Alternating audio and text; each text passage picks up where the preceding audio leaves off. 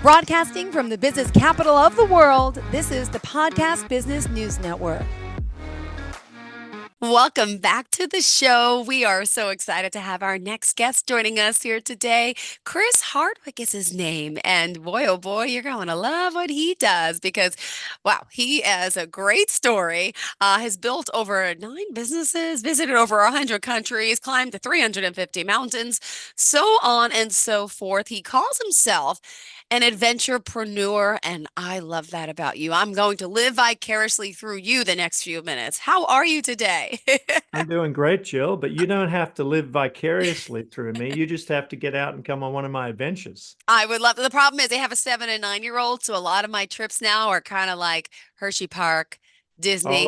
It's Oh, hard to adventure, yeah, with the children and being a single mom, but I'm going to remember what we talk about. I'm going to find out a lot from you, so I will be able to travel eventually. Also, I gotta point out, CEO of Adventure Retreats, speaker, executive business coach. You offer a lot, also an author. So Chris, I'm going to have you introduce yourself because this is difficult for me. You wear many hats and have many titles. sure thing, Jill. I've spent a lot of my life just traveling around the world, going on adventures, and I love to blend that combination of entrepreneurialism and adventurepreneurism. And, just like you talked about how challenging it is sometimes to go away on adventures. I've been taking my kids on adventures since they were babies. We would pack them around the world on all kinds of crazy adventures. And I just absolutely love getting out there.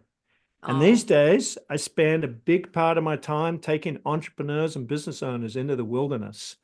And I find that that is a fantastic way for them to really kind of just re experience who we're meant to be. We're not designed to be in these offices and the 9 to 5. We're designed to be outdoors in the wilderness. And that's hmm. where we learn about ourselves and what we're truly capable of. Well, by the way, let's tell everyone how we can contact you. What is your website? So, chrishardwickinc.com. That's the easiest way to get a hold of me. Book a call, and I'd love to have a chat and get to know you. All right, great. I know for today, we're really going to start off by getting to know you as an adventurepreneur. I want to find out all about your background. First and foremost, congrats. I know you have 3 incredible children, 3 boys yourself, right? That's right. Yeah. Yay! They're How old are they? 23, Uh-huh. 26, and 29. And two of them live in Australia at the moment. And my other one just got back from a crevasse rescue course this weekend because Ah. we're off to climb Mount Baker in the US in a few weeks. So got to have that crevasse rescue training just in case I fall in and I need to be rescued. So Oh my goodness. Well, let's go back to your childhood. Where did you grow up? And I know I read a little bit about your dad. You loved working with him and building stuff with him. And he was also a lot like you, an adventurer and entrepreneur, right? yeah, I think it's more so that I'm a lot like him. He grew up in England, was riding his bike from one end of Scotland to one end of Wales and down to England and in his teenage years, and then he ended up getting into the Royal Navy during World War II. And when he was on leave, he would come back to England every 3 months and he would buy a brand new motorbike. And of course, every time he got back, he'd find out about friends of his that had died in the war. And he really wanted to live his life to the fullest because he never knew if he was going to come back. And so Mm. he was always off on adventures, climbing peaks in the Yorkshire Moors and Lake District. Actually, met my mum in the late 40s, and then they immigrated to Australia in 1950. And my dad had multiple businesses in Australia and England and Sweden, and he would always travel back to England every year on business, buying and selling machines. And then he would take off down into Spain and buy bottles of wine and swords and all kinds of stuff and smuggle it back into Australia in the bottom of the sump of engines and machines that he would buy. I think he was really the first adventurepreneur. He Yeah. did a great job of combining that adventure spirit that he had and the entrepreneurial spirit. And I guess, that's what's in my DNA. Yeah. So you could say I was cursed with it, or you could say I was gifted with it. Some Uh-huh. people look at it as a curse, some others people look at it as a gift, but really that's kind of where it came from. Yeah. Oh, great. Well, we are excited to talk today about adventure, risk-taking, culture, disruption, and so much more. And by the way, before we get there, you've overcome some obstacles yourself, right? You said you started traveling with very little money. And tell me the process of what happened and how you started building businesses like this. Yeah, one day I was just sitting there. Actually, I had a side gig. I had my full-time job, and then I was a surveyor originally, and I would borrow Okay. the company's equipment and work on the weekends for cash in hand jobs. And my dad had retired, and he was working for me as my assistant, which was pretty funny. Yeah. And one day we're just sitting there having lunch on a Sunday afternoon, watching the planes land and take off, and the ships sail off, to different places around the world. And I said to my dad, like, where's that plane going? And it's like, well, that's a Pan Am. That's probably flying to LA. And that's a BOAC, before British Airways. That's probably going to London. And Uh-huh. I'd be like, well, who's on the planes, Dad? Oh, well, business owners, business people, maybe people visiting their family overseas, holiday makers. Can anybody just get on a plane? Yeah, sure. You just go buy an airline ticket. Okay. And he said, yeah, and what else do you need? Well, you got to have a current passport, but your mum and I always keep your passports current. And I Oh, was 22 years old. I'd been yeah. working my ass off for like 6 weeks, 6 days a week. I was in the construction industry, long hours, crazy hours, and I'd never actually taken a break. And so the next day, I went into the Sydney Flight Centre and I bought a one-way ticket to London. And that was the beginning of, well, 7 years of intensive backpacking around the world. And I went to 65 countries in those 7 years.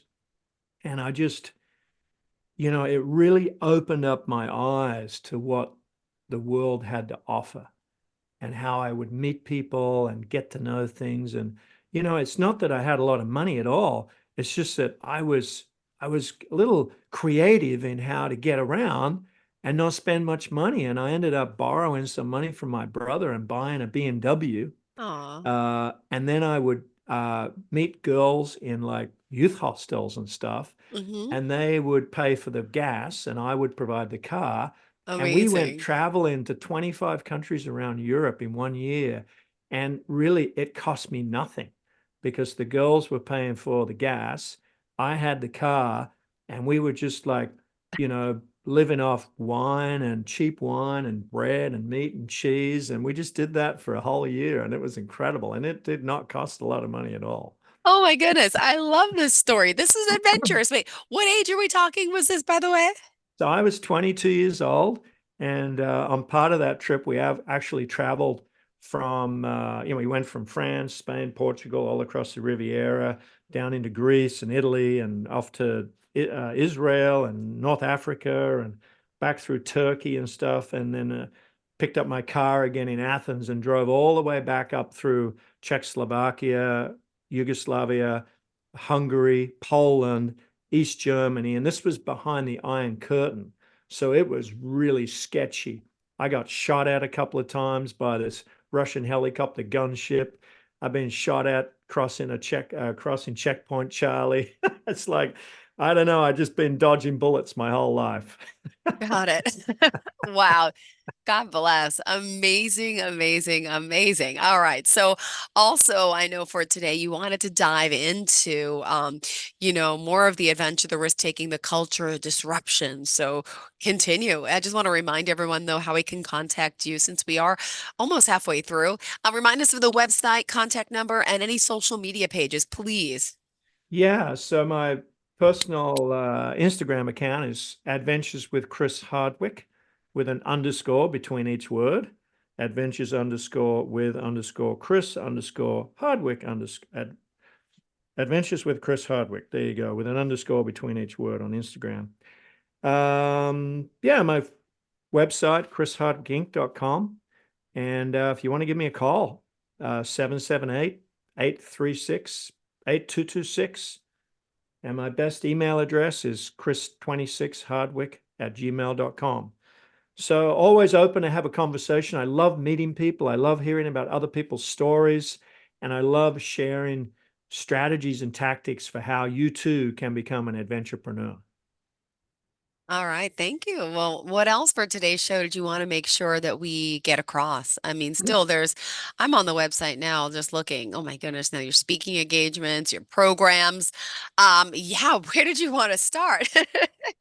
Well, I think the coaching is really where I start building my relationships with a lot of my clients. For me, it's all about getting to know them personally and understand what their needs and challenges are in life.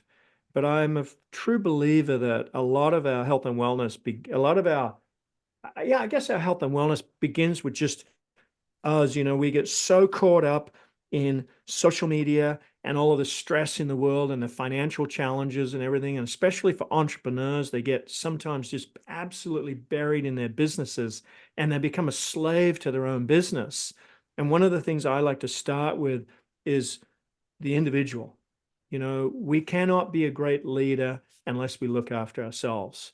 So, Yeah. really being intentional about our health and wellness, about the relationships with our friends and family, the people that are close to us, until we have those areas of our lives really in check, we'll never be successful as an entrepreneur. So, I like to really dig deep into the foundational issues and opportunities in our lives. We get those sorted out, we get a great health and wellness, great relationships, both physically, mentally, emotionally, and spiritually. That sets us up for them being able to go out and conquer anything in the business world, I believe. Oh, Yeah. wonderful. Well, I mean, you're committed to leading, building, training entrepreneurs, and you do it this way, right? Virtually, all over the world. So Well, your I work, actually do it in person. I'm sorry, do I, it, say it again. I do it in person. Oh, all in person. Yeah, I'm not a real big virtual fan. For me, I most of my client meetings are in-person one-to-ones. So I Okay. will fly to the town, the city, wherever people are. I will meet with them. We'll go for walks, we'll go for hikes, we'll go skiing, snowshoeing, bike riding, you name it. I love to get people out of the office and out into the forest or the desert, depending upon where they are, because that is where we were designed to be. We were designed, Jill, to be into the wilderness, not in the bloody office sitting on Zoom. We're designed to be out there in the real world. That's what we were designed for. And that is where we can do so much more in terms of our belief, our ability to harness nature. And it's where we belong. And so I love meeting people in person and I like to get them out of their comfort zone and get them off into the wilderness on an adventure. Oh, I That's love my it. that's my playground, not Oh, virtual. oh my goodness. And Yeah. do you want to talk a little bit about the coaching programs that you do offer? Because you do workshops, right, for businesses as well. You're doing individuals, you're doing peer groups, team development. Yeah, typically I work with individuals first. It's really important that I get to know them, they get to know me, and we have a good understanding and relationship between one another.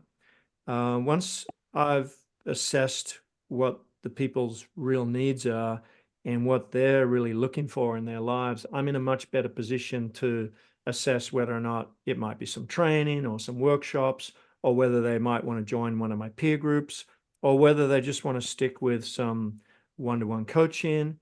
I also run strategic offsites for corporations, generally their leadership teams. And again, this is not by Zoom. This is not sitting in a conference room. This is getting outside in the wilderness, going on a rafting trip or a multi-day Yep. climbing or hiking trip or backcountry skiing trip, because it's in those environments when we learn about ourselves. We learn what we're truly capable of. That's where we have our most growth. Yeah. Oh my goodness. Could you share a story or two of some of the people that you've worked with and how Sure. you've helped guide them through this and, the outcome, which I'm sure is pretty amazing. Yeah, I mean, I've worked with multiple leadership teams, but one of the ones earlier this year, we were off to this lake in the middle of January in Canada, and I can tell you it was bloody cold. And there's this massive storm had been a winter storm coming down from Alaska, and we had all these kayaks rented.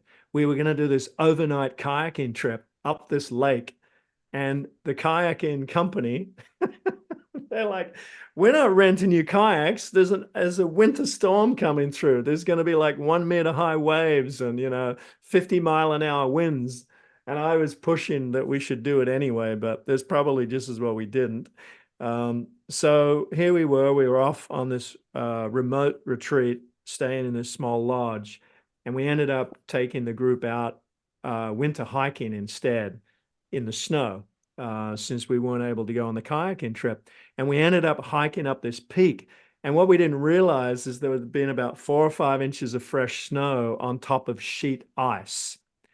And we didn't have like crampons and all the appropriate footwear. People were slipping and sliding and falling over. And, it was so much fun. I mean, it sounds a Yeah. little like risky, right? But we got back down, a couple of hours later, like 3 hours later, everybody was a bit cold, and, few people had slipped over and had a bit of fun with that, and we're sliding down on this fresh snow and ice. Anyway, we got back to the lodge, and everybody was just laughing and hootering and hollering and high-fiving and talking about how much fun they'd had. And this was awesome. And I've been working with that company for a few years now, and whenever I go into their office to meet either with the owner, CEO, or with the leadership team, they're all like, "Hey, remember that time we were up hiking in the snow, right?" And it just brings a big smile to everybody's face. And Yeah. so I like to bring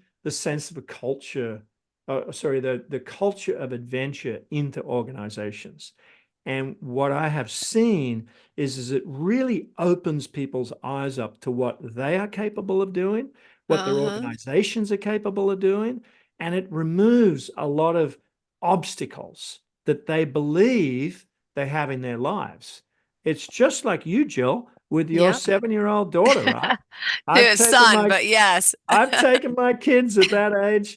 Yeah. My boys were 7, 9, and 12, and we Yep. hiked to would have been a 7,000-foot peak here just outside Vancouver.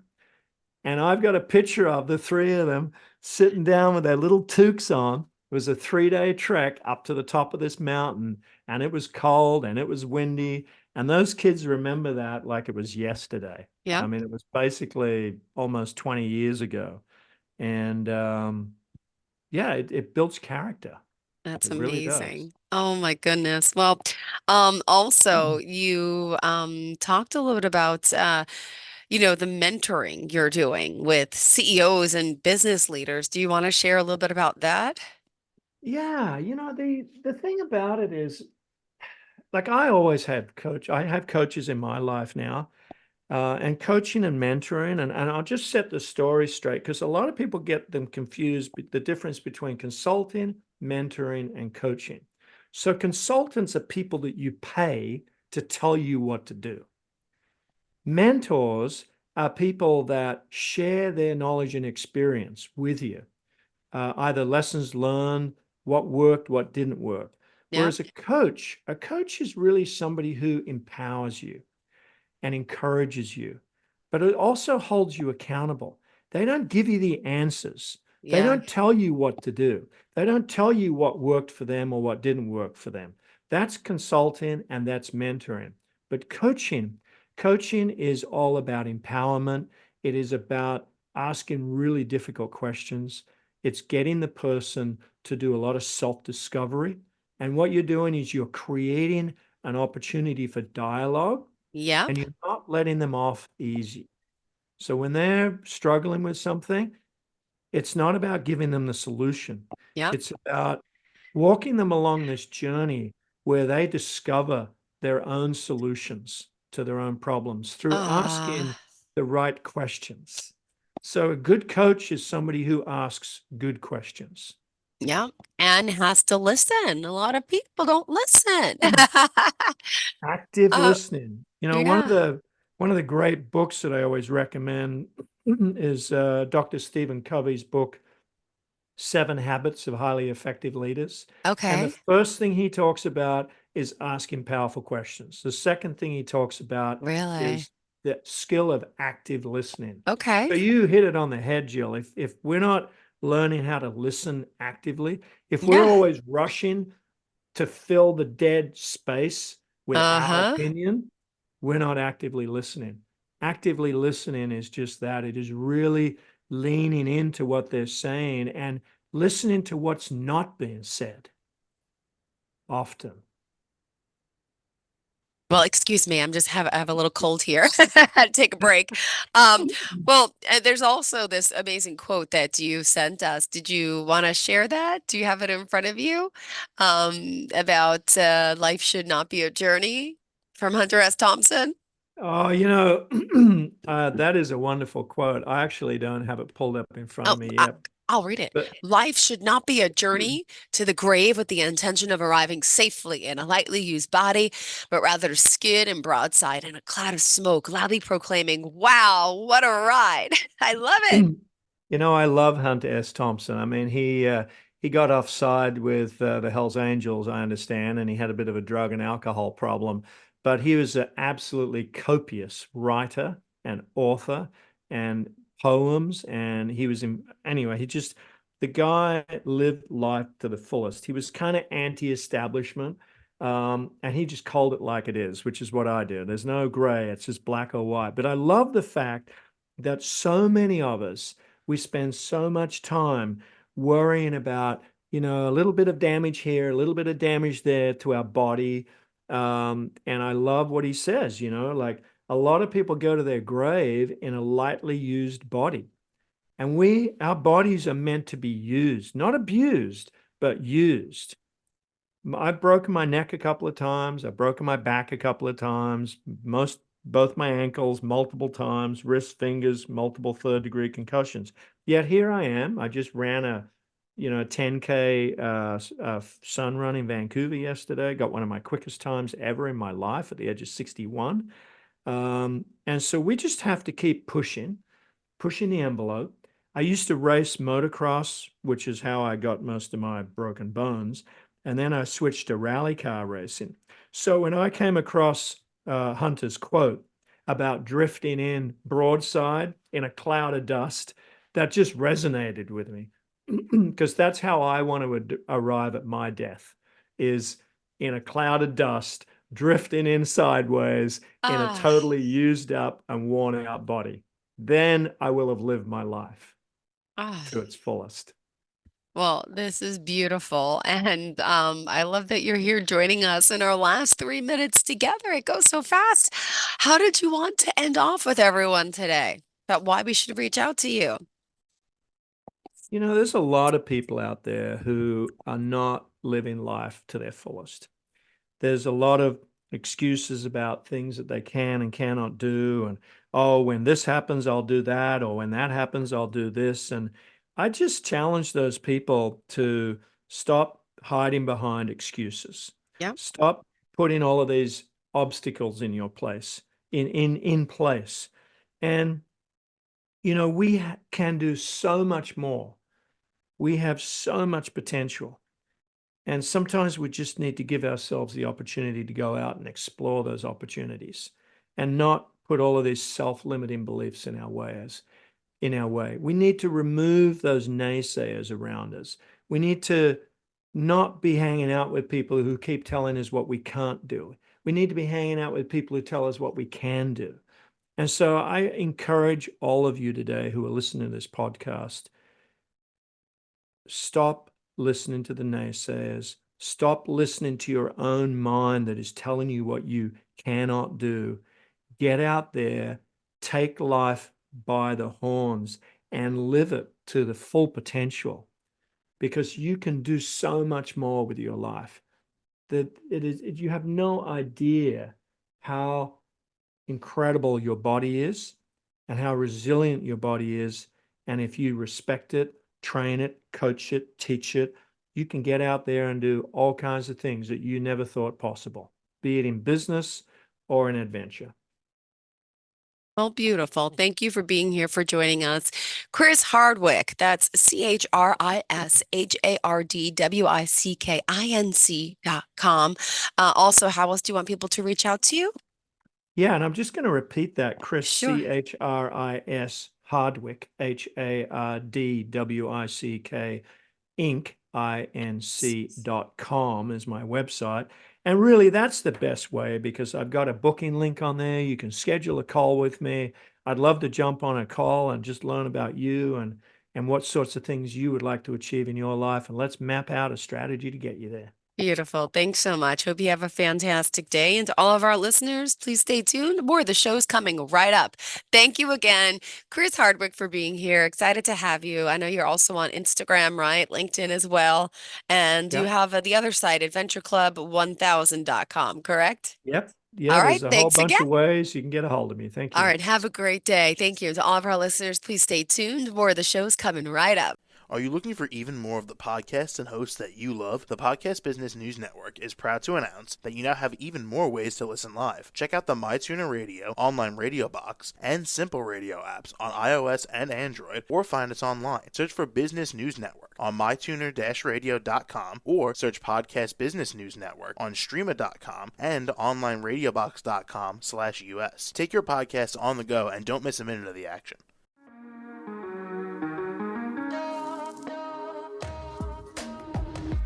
Broadcasting from the business capital of the world, this is the Podcast Business News Network.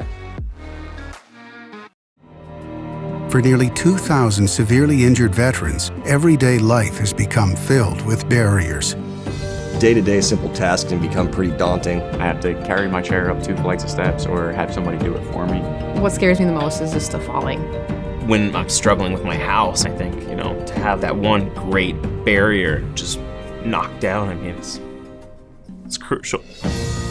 Home for Our Troops is a wonderful nonprofit that builds a mortgage-free, fully adaptive, handicap-accessible house. And there's no catch. It'll be our very first home that we've ever owned. This is a game changer. This is where your life begins again.